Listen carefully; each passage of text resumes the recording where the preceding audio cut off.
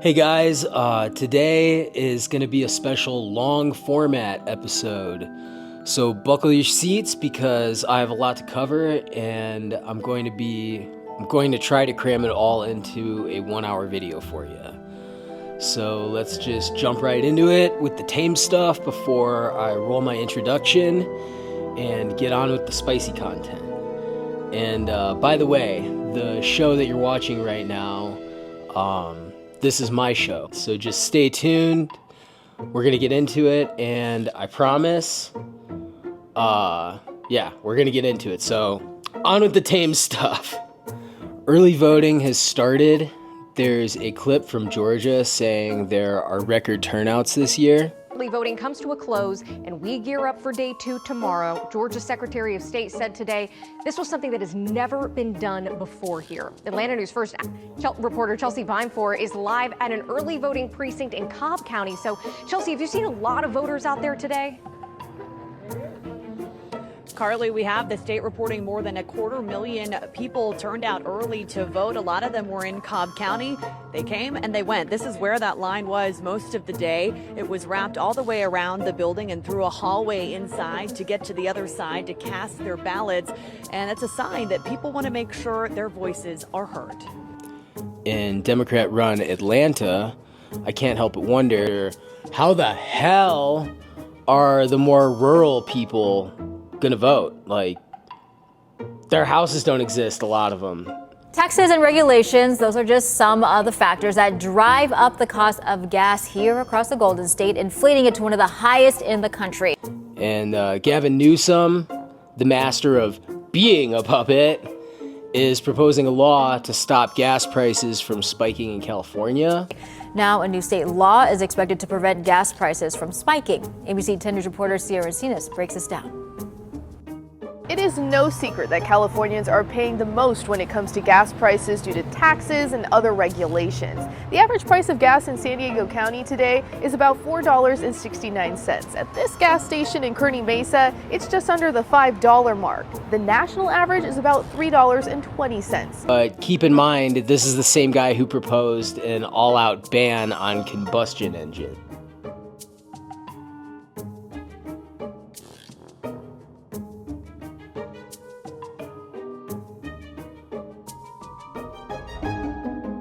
This new law wouldn't lower prices across the state.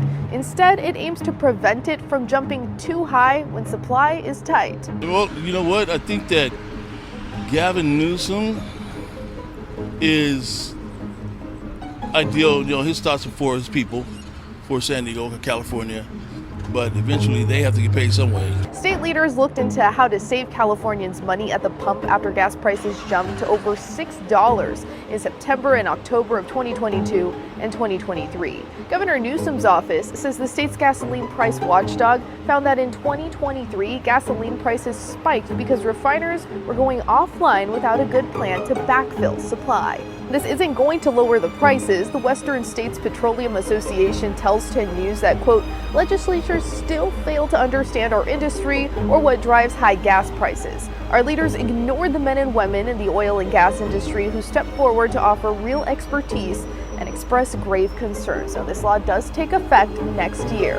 Sierra Encinas, ABC 10 News. And the iRobot director is accusing Elon Musk of stealing iRobot designs. Apparently, he's pissed at him for stealing all his make-believe robot ideas. Speaking of which, it came out yesterday that the Tesla robots at the recent showcasing, although still incredibly impressive, were in fact remote operated. And here's another clip of the different Kamalas. I've lost count of how many videos like this I've seen over the past 2 months. And when we fight, we win! And are we ready to fight for it? And when we fight, we win! One does not have to abandon their faith or deeply held beliefs to agree the government shouldn't be telling her what to do. One does not have to abandon their faith or deeply held beliefs to agree the government should not be telling her what to do.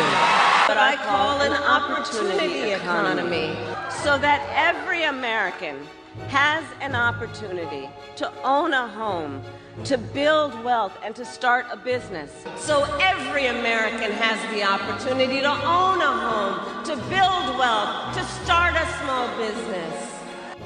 And now, we're finally out of the 5-minute window mark, so I can fucking swear and show the spicy shit without getting suppressed. So, on with the show.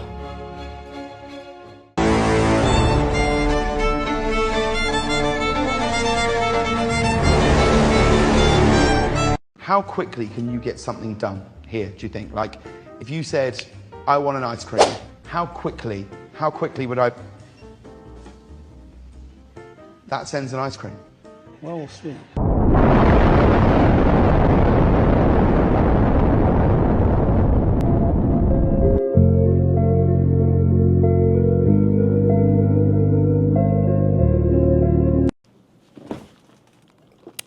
Now, on with the actual show. Salutations, Cursed Nation. My name is Wolf, and you're watching my new show, Cursed Context, on the Wolf Channel, spelled VVVLF, where I explain my interpretations of the daily news and how full of shit I think it is, or isn't. Now, let's get into it. Today's video is gonna get me assassinated, I swear. A letter to Israel has leaked revealing that in the past months, aid to Gaza has dropped by over 50%. In case you needed any more evidence of how full of shit everyone is, just watch this. I don't have any opening comments, so... Really? There's so much going on. And I expect your you questions will fully cover everything. Give me the chance to expound on all of those things. All right. Well, let's start with this warning to the Israelis about improving humanitarian aid deliveries to Gaza. What can you tell us about this? A few things. So first, Secretary did write, along with Secretary of Defense Austin, to the Defense Minister of Israel, Yoav Gallant, and the Minister for Strategic Affairs, Ron Dermer, on Sunday to make clear our concerns about the levels of humanitarian assistance that have been making it into Gaza. This was a letter we consider to be a private diplomatic communication that we did not intend to make public from our side, but now that it is public, I am happy to confirm it and speak to it to some extent. Go back to April, the Secretary wrote at the time to Minister Gallant to make clear that we had seen the levels of humanitarian assistance plateau, and then after they plateaued, start to decline. And what we have seen over the past few months is that the level of humanitarian assistance has not been sustained. In fact, it has fallen by over 50% from where it was at its peak. And the consequence, if they don't do that, is what? So I'm not going to speak to that today, that there are provisions under U.S. law that require us to make certain certifications, and to make those certifications, we have to see that Israel is not arbitrarily denying humanitarian assistance, making it into Gaza. But what's the consequence? There are implications under U.S. law, under policy, that I'm not going to speak to here, largely because we hope that Israel makes the changes. And we have seen Israel just in the past few months work with humanitarian organizations to implement a polio vaccination campaign inside Gaza.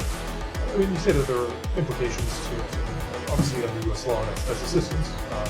Is there specific assistance that under scrutiny over this? So I don't want to deal with any hypotheticals. You are right that it's just a plain reading of U.S. law. If you look at the provisions of U.S. law, that we are required to conduct assessments and find that recipients of U.S. military assistance do not arbitrarily deny or impede the provisioning of U.S. humanitarian assistance. That's just the law, and we of course will follow the law.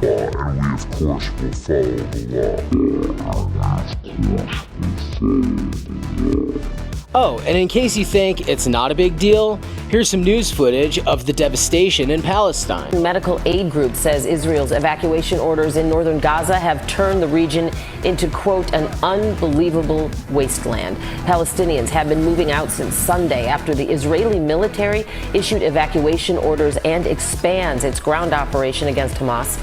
According to the United Nations, the evacuation orders affect more than 400,000 people. Still not good enough for you? I'd bet. Here, let me explain it. This is from the day Israel bombed Rafah, and if you've got a weak stomach, I suggest you watch something else because this video just keeps getting crazier from here forth.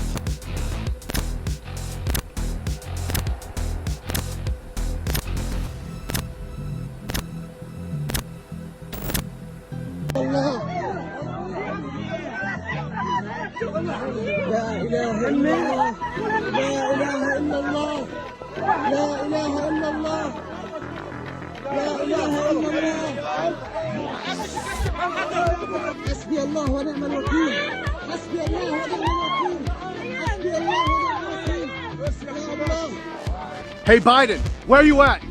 Hey Blinken, where are you at? Hey Western leaders, where are you at? Hey Sky News, Associated Press, CNN, BBC, ABC, NBC, CBS, fucking XYZ, where are you at? Israel fed you lies on beheaded babies, and within milliseconds, you ran with it.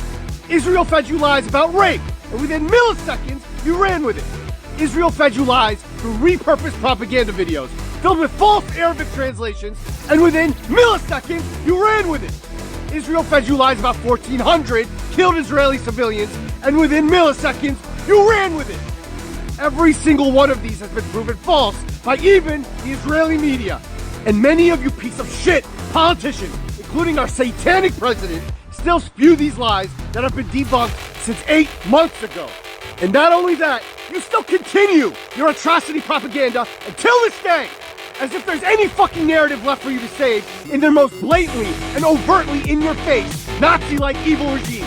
Look at this hell on earth that is Rafah from today. It has been a hell on earth every damn day for the past 8 months, but today exceeded it all, where Israel went literal scorched earth in retaliation to their being ostracized as a pariah by the entire international community. Just when you think they couldn't get any lower, they set a new standard of low, and that low is all the way in the depths of hell. We literally just witnessed real decapitated Palestinian babies. We literally just witnessed real Palestinian babies burned to a fucking crisp.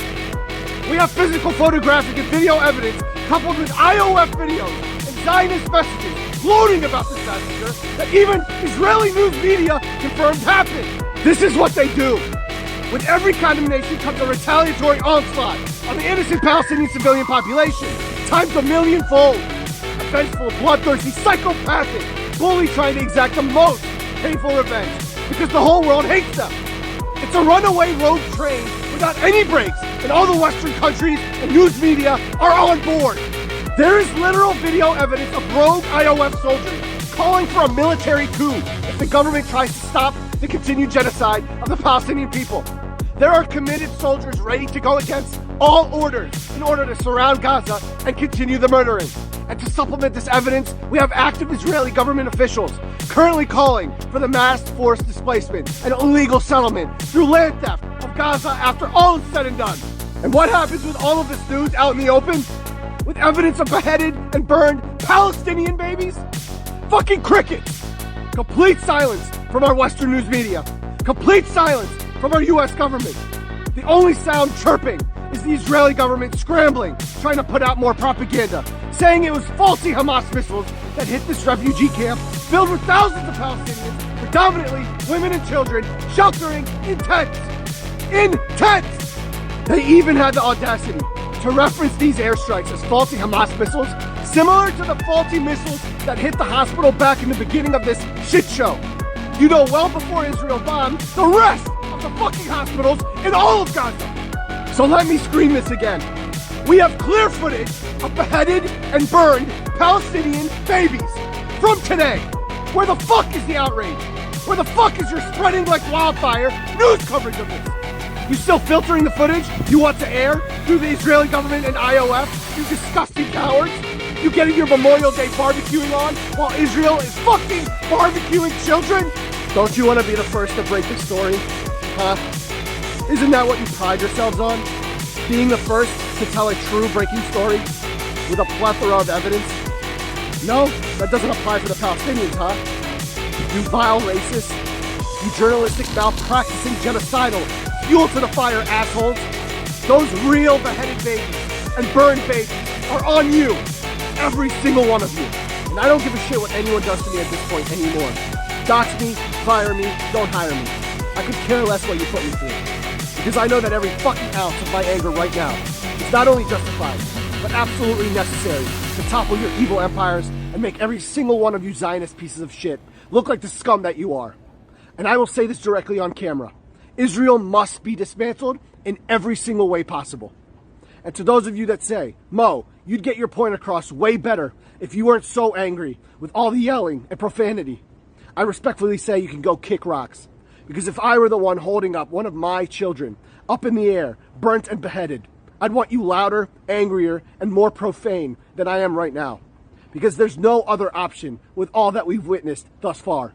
So let's see how you guys report on this in the next 24 hours. Will you disgusting creatures of habit eat up the standard propaganda? Or will you finally flip the script and flip the fucking table on Israel and their puppet government of the United States? You think we're just going to sit there and watch not only our people as a whole get wiped off the map, but more specifically, our children get strategically targeted, tortured, and massacred? You think we're just going to see all of this while you help them do all of this and do nothing? And listen to what I'm about to tell you. You think we're disruptive now? Just you fucking wait. Us Palestinian diaspora living in the Western world have always felt like we've been living in the belly of the beast, filled with racism, dehumanization, hate, and corruption. But I want you all to know that we've eaten our way out of that belly, and we have become the beasts that are going to swallow all of you up whole. And we are not a beast to be fucked with. Mark my words. Don't believe him? Still wasn't good enough for you? Now, don't get me twisted, I'm still voting for Trump because he's the only option I have who isn't rallying to shoot my dog and steal my AR-15. But if there was a reason I wouldn't vote for him, it would be his cozy relations with Israel. But it's a non sequitur because the Democrats consistently speak against Israel and then turn around and give them more bombs. It happened repeatedly in the last year, so sorry not sorry, but you aren't fooling me. No matter who you vote for in 2024, we're going back to the Middle East to defend Israel, and we're sending our children and brothers to die to defend Israel. Our politicians literally autograph the bombs Israel drops on Gaza. It's truly sickening shit.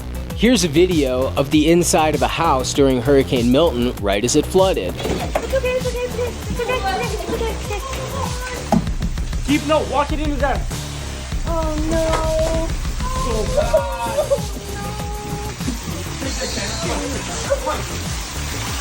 I gotta get all these plugs out. Is it bulging? It's gonna break. What do we do? Get back! Ozzy, come!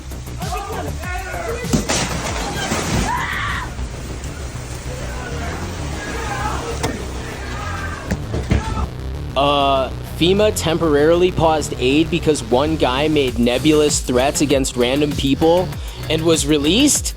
So according to CNN, Didi, this weekend, the Rutherford County Sheriff's Office started to investigate after receiving a call that a man made a comment about possibly harming FEMA employees helping with recovery efforts in that area. The sheriff in Ashe County, North Carolina, released a statement on Sunday saying that FEMA personnel in the state's mountain region, which is located in the western portion of the state, were targeted by threats, prompting FEMA to take precautionary steps and temporarily pause aid operations at other FEMA sites. Which is how you know they took some random guy saying random shit and used it to politicize the hurricane. Seriously, what the actual fucking fuck? I'm so pissed off about this one. 44-year-old William Parsons, now out on bail, arrested Saturday for allegedly making threatening comments aimed at FEMA workers while in a gas station, where authorities say he was armed with an assault rifle and handgun. Former FEMA associate administrator saying the threats and misinformation could slow down response time on the ground. In other news, a whole town got TDS and went full Riri on a Trump supporter for projecting a Trump Vance logo onto the town water tower. As a chaotic gremlin, I really wouldn't care if it's Kim Jong up on it, so long as it makes the whole town angry. That shit is hilarious. Controversy in a Massachusetts town after a projector was beaming the Trump 2024 campaign logo onto a water tower in the town of Hanson from a nearby backyard. Town officials brought in a floodlight on Friday to try and reduce visibility of the logo, but it could still be seen despite those efforts. The town says if the display continues, they plan to issue a maximum fine of $100 per day to the person behind the display, claiming it misleads the public into believing it's condoned by the town. And here's a prankster putting Harris Waltz signs in a Trump lawn. Hi. Hello there. Hi. I work for the Harris and Waltz campaign. I want to know. No, I'm going to leave it there. No, you're not going to leave it there.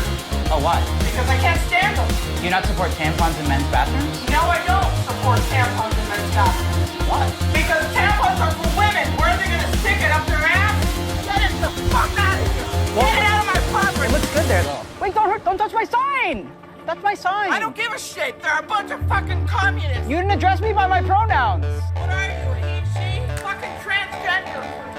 I'm two-spirit. Did you hear? There was a third assassination attempt. Authorities arresting, then releasing a man who had 2 guns outside a Trump rally. Now that suspect has since denied the local county sheriff's claims that he was planning to assassinate the former president. On Saturday, before former President Trump held a rally in Coachella, California, the Riverside County Sheriff's Office arrested 49-year-old Vem Miller, a self-described supporter of the former president, as he tried to enter. According to Sheriff Chad Bianco, a deputy found a loaded handgun, a shotgun, and high-capacity magazine in Miller's unregistered vehicle.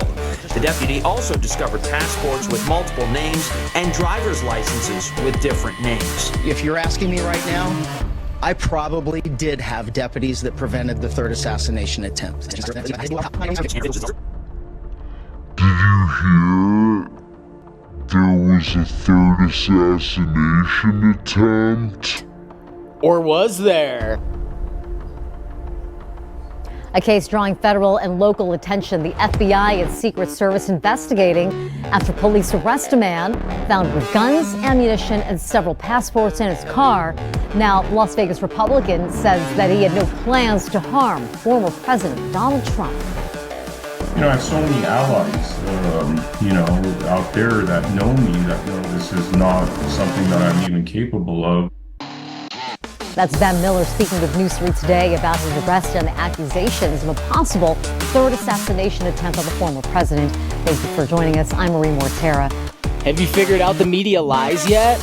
Bill Clinton had a recent gaffe admitting what a giant problem the border currently is, but then deflected and blamed the Republicans for it. I'll spare you the bullshit, but his claim was that there was a bill proposed that was shut down by the GOP, but the real reason it was shut down was because it had major flaws. The primary one being a daily allowance of thousands of people being allowed to illegally enter the border. It would have slowed things down, but also would have left intentional gaps. Anyway, here's the clip of him admitting what a shit show this all is now. You had a case in Georgia not very long ago, didn't you? They made an ad about a young woman who'd been killed by an immigrant. Yeah, well, if they'd all been properly vetted, that probably wouldn't have happened. But if they're all properly vetted, and that doesn't happen, and America is not having enough babies to keep our populations up, so we need immigrants that have been vetted to do work, there wouldn't be a problem. And he couldn't keep people all torn up and upset. Speaking of the border crisis, did you see J.D. Vance put the news on its ass when pressed about this same issue? And what we're hearing, of course, Martha, is that people are terrified by what has happened with some of these Venezuelan gangs. Senator Vance, I'm going to stop you because I know exactly what happened. I'm going to stop you. The incidents were limited to a handful of apartment complexes. Only, Martha, do you hear yourself? Only a handful of apartment complexes in America were taken over by Venezuelan gangs, and Donald Trump is the problem and not Kamala Harris's open border?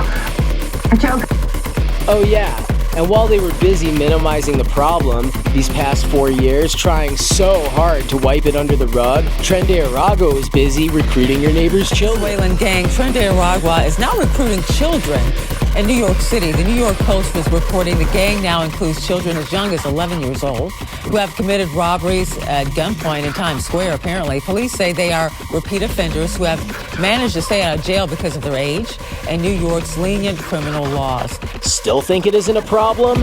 The Kami Allah campaign has gotten so bad, it's honestly been hard to keep up with reporting on the daily implosion of it. So here, let's listen to a Rasmussen pollster do it for me instead. Can you walk us through this weekend's polls leading up to your poll here in Pennsylvania? But there are some big corporate media polls who you came on our show, Mark, pre-hurricane, and you said the Kamala collapse, give it a week or two, is exactly what you said. And that was probably 2 weeks ago. And here we are with multiple corporate media polls coming out this weekend. I'd love for you to do a little bit of a roundup, but NBC News was the one that shocked me, showing that Trump may win the popular freaking vote. Nuts. After putting out Harris +5. Again, let's not forget how absolutely in the tank NBC News was. So again, when I polled Pennsylvania in September, I had a tie, but that really was, some of these major events they get a lot of press coverage on, they do get a juice for about 2 or 3 weeks. I think it's more what pollsters call a response bias than anybody actually changing their mind. It's like somebody saw Kamala Harris do well on the idiot box and they're like, oh yeah, I'll pick up this phone call. But there hasn't really been anything like that. And when we went into the field, we got Trump +3 in Pennsylvania. Now, we could do a roundup of all the states, but what you just showed was Trump winning, and it all hinged on Pennsylvania. And all of these numbers here, if you look at Real Clear Politics, there are some blue things in the Pennsylvania aggregate. But for instance, the biggest lead besides Bloomberg Morning Consult, who just sucks and we shouldn't even consider them, is New York Times Siena. But they oversampled Biden 2020 supporters, like I said, by 8 points. So that's a Trump +4. So you have us, Trump +3, them, Trump +4, Insider Advantage, Trump +2, the Hill Emerson, Trump +1, Trafalgar, Trump +3. Rich Barris is coming out with another Trump lead. It's done. Trump's winning Pennsylvania. The only question is he going to win by more, and is he going to drag McCormick over the finish line? But like this has kind of looked like this for a month or two. Trump up by 0.1 now. That's because Morning Consult and New York Times Siena are dragging that number down. But anybody could have looked at this page a month ago and said, well, look at you've looked at the numbers at the top too, like Clinton +8. No way, she lost. Biden +7. No way, he won by 1. So there's going to be polling error again to the left. Trump's going to have maybe a blowout in Pennsylvania, just depending on whether or not the Postal Service shows up for him. Democrats voted. Donald Trump, Donald Trump, Donald Trump, Donald Trump, Donald Trump, Donald Trump, Donald Trump, Donald Trump, Donald Trump, and Donald Trump, Donald Trump. President Biden had a fundraiser debate stage. Let's go back to Donald Trump, Donald Trump, Donald Trump, Donald Trump. Victim families of the main shooter are suing the U.S. Army for negligence, and honestly, I fully agree with them on this one. I'm as pro-gun as it gets, but everyone knew that guy was a fucking whack job, and they still let him remain enlisted. I really don't see this one as an attack on gun ownership, as much as a demand for accountability of one's mental health, of which I agree with, up and to a limit. Fuck red flag laws and fuck prosecution without representation. But alas, here's the news clip. 100 survivors and the families of people who were killed in the mass shootings in Lewiston are taking legal action against the Department of Defense and the U.S. Army, also the Keller Army Community Hospital in West Point, New York. They're serving a legal notice today saying that they intend to sue the military for negligence. They say the Army did not do enough to respond to warning signs that the gunman was going to commit a mass shooting. We'll have more about this later today on News Center Maine. Speaking of mass shooters, did you hear that the guy who's friends with mass shooters and wants to take away your assault weapons doesn't know how to load his own Beretta shotgun?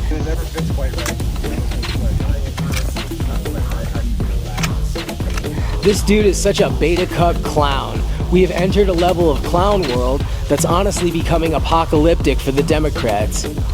And we're so close to the election. I'm Perry Apostolakos here at the KI Convention Center, where the Minnesota governor had some harsh words for former President Donald Trump. The Democratic vice presidential nominee made his way to the KI Convention Center in downtown Green Bay. Green Bay Mayor Eric Genrich and Democratic governors Gretchen Whitmer and Tony Evers spoke to those at the rally ahead of Walz's remarks. During his speech, Walz condemned Donald Trump's remarks in a recent Fox News interview, where he said the military could be deployed against what he calls the enemy from within, or people from the radical left. As Commander-in-Chief of the Minnesota National Guard, he cannot imagine deploying armed forces against American citizens. The former chairman of the Joint Chiefs of Staff, Mark Milley, said, "No one has ever been more dangerous to this country than Donald Trump, and he is a fascist to his core." As Commander-in-Chief of the Minnesota National Guard, he cannot imagine deploying armed forces against American citizens. He cannot imagine deploying armed forces against American citizens.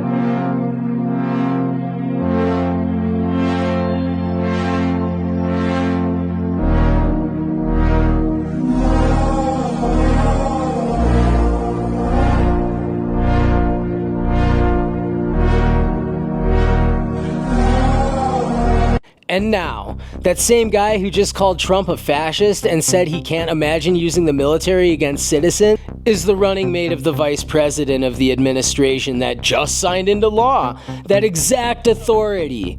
From Jameson Travels, who's an ex-Marine by the way, he says, the Defense Department, with the stroke of a pen, has quietly codified its right to deploy lethal force against its own citizens. Now, let's examine the documents ourselves. DOD Directive 5240.01, or the DOD Intelligence and Intelligence-Related Activities and Defense Intelligence Component Assistance to Law Enforcement Agencies and Other Civil Authorities, whatever this is.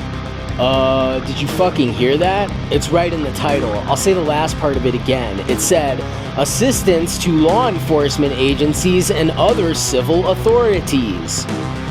It's already in effect, having quietly gone active on September 27th of this year without anyone noticing until yesterday. And it was approved by Kathleen H. Hicks, the Deputy Secretary of Defense. In this next screenshot of it, you can see where it's highlighted and says, quote, assistance in responding with assets with potential for lethality or any situation in which it is reasonably foreseeable that providing the requested assistance may involve the use of force that is likely to result in lethal force, including death or serious bodily injury. It also includes all support to civilian law enforcement officials in situations where a confrontation between law enforcement and civilian individuals or groups is reasonably anticipated, end quote. This commenter says, because they are planning on enacting martial law when they lose? And now, I want to show you that this isn't the first time this has happened. I actually remember this other news story because I wrote a song lyric about it over a decade ago because it pissed me off so bad. Yeah, this happened when I was a SoundCloud rapper. Anyway, the National Defense Authorization Act of 2010, signed by Obama, was the prelude to what we are seeing now today. From an article in War and Peace, National Defense Authorization Act, U.S. Senate wants the entire USA to be a battleground. The article reads, in a stunning move that has civil libertarians stuttering with disbelief, the U.S. Senate has just passed a bill that effectively ends the Bill of Rights in America and will turn the United States into a battleground. The National Defense Authorization Act is being called the most traitorous act ever witnessed in the Senate, and the language of the bill is cleverly designed to make you think it doesn't apply to Americans, but toward the end of the bill, it essentially says it can apply to Americans if we want it to. This bill that passed last night in a 93-7 vote declares the entire USA to be a battleground upon which the U.S. military forces can operate with impunity, overriding posse comitatus and granting the military the unchecked power to arrest, detain, interrogate, and even assassinate U.S. citizens with impunity. It continues, even Wired magazine was outraged at this bill, reporting, Senate wants the military to lock you up without trial. The detention mandate to use indefinite military detention in terrorism cases isn't limited to foreigners. It's confusing because two different sections of the bill seem to contradict each other, but in the judgment of the University of Texas, Robert Chesney, a nonpartisan authority on military detention, U.S. citizens are included in the grant of detention authority. The passage of this law is nothing less than an outright declaration of war against the American people by the military-connected power elite. If this is signed into law, it will shred the remaining tenets of the Bill of Rights and unleash upon America a total military dictatorship, complete with secret arrests, secret prisons, unlawful interrogations, indefinite detainment without ever being charged with a crime, the torture of Americans, and even legitimate assassination of U.S. citizens right here on American soil. If you have not yet woken up to the reality of the police state we've been warning you about, I hope you realize we are fast running out of time. Once this becomes law, you have no right whatsoever in America. No due process, no First Amendment speech rights, no right to remain silent, nothing. And that's from December of 2011. We are fucked. But at the same time, like I said, and me, I'm 56 years old. Damn! I'm sorry. I'm sorry. Because it was a thought. No, seriously. It was a thought. It was a thought, and I blurted it out. I did not mean it that way. I'm fine. Okay. My final story I'm going to cram into this video is about the godfather of queer theory, Michel Foucault. I don't really know how to pronounce his name right. I'm not French. And God, is there anything sexier than a man who's like men for Kamala?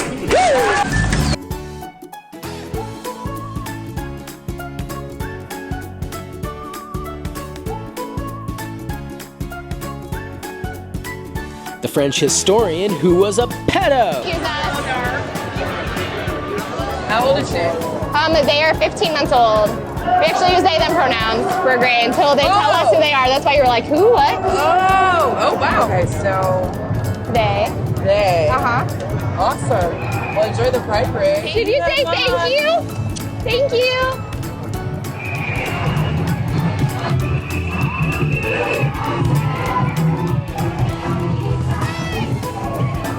We are pulling apart this idea of sex, which is related to genitals, and gender, which is related to how you move in the world.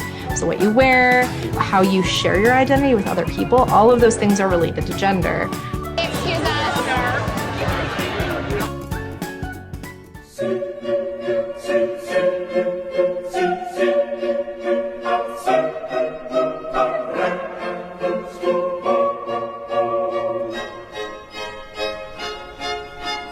J'aurais voulu que nous puissions considérer notre propre culture comme quelque chose. Je pense que la philosophie, parmi différentes fonctions qu'elle peut et qu'elle doit avoir, a aussi de s'interroger sur ce que nous sommes dans notre présent et de notre actualité. Dans la volonté de savoir, Foucault dit parler, c'est ce qu'on nous demande. C'est ça le pouvoir, c'est nous faire parler, nous demander de parler et de penser que c'est important de parler. Et ça, c'est une nouvelle conception des rapports entre pouvoir, discours et énonciation qui est tout à fait impressionnante.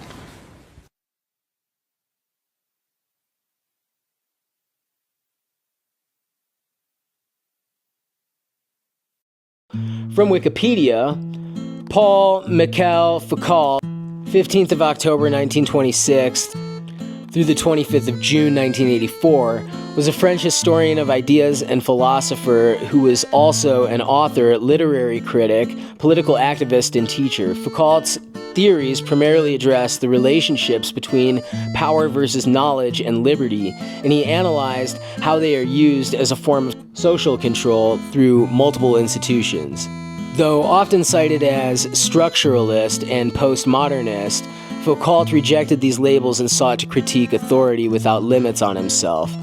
His thought has influenced academics within a large number of contrasting areas of study, with this especially including those working in anthropology, communication studies, criminology, cultural studies, feminism, literary theory, psychology, and sociology. His efforts against homophobia and racial prejudice, as well as against other ideological doctrines, have also shaped research into critical theory and Marxism, Leninism, alongside other topics. Born in Poitiers, France, into an upper-middle-class family, Foucault was educated at the Laïque, again, I don't know how to pronounce it in French, Henry IV, at the École Normale Supérieure, Jesus fuck, where he developed an interest in philosophy and came under the blah blah blah blah blah. I don't really care. I'm here to talk about how he was a pedo.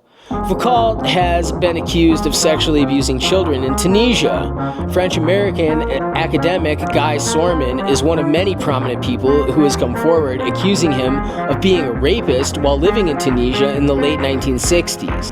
In an interview with The Times, Sorman said he found out when he visited Foucault in 1969. Sorman is quoted saying, "They were 8, 9, 10 years old. He was throwing money at them and would say, 'Let's meet up at 10 p.m. at the usual place.' He would make love there on the gravestones with young boys. The question of consent wasn't even raised." Sorman added that Foucault would never have done the same thing in France, and that there was a colonial dimension to his actions. He also claims to have regrets about never reporting it to the police. Foucault is now long dead, by the way, but his legacy continues, and he's still celebrated by the alphabet movement. Now, if you're asking, hey Wolf, what does Michel Foucault have to do with killing civilians? My answer would be not much, except for when you look at our current political atmosphere from an outside lens. Then you can see it pretty obviously, or at least I think I can. We are witnessing the softening of American citizens while we are slowly being replaced. In the future the elites want, you will be weak and moldable and will be arrested by secret police and thrown in a secret prison, never to be heard from again, maybe allegedly or whatever. Michel Foucault, a French theorist, is certainly one of the major figures in queer theory. And Michel Foucault was, as a young man, a Marxist. He later abandoned the kind of Marxist economic model, but he was a fan of Louis Althusser, and who looked at the social constraints around identity. And Michel Foucault ramped this up. So every aspect of your life is constrained. Identities are always, in some sense, socially manufactured and constrained. And he wants to push against these boundaries, right, as I mentioned earlier. And it should be mentioned that he was raping little boys in Tunisia. The bigger problem is the enemy from within, not even the people that have come in and destroying our country. By the way, totally destroying our country. The towns, the villages, they're being inundated. But I don't think they're the problem in terms of election day. I think the bigger problem are the people from within. We have some very bad people. We have some sick people, radical left lunatics.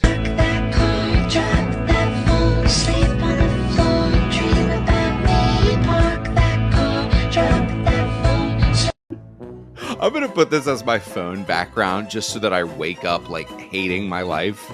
And to see them digging up the corpse of something I used to love and absolutely covering it in homo flags is just beyond disgusting. This is disgusting.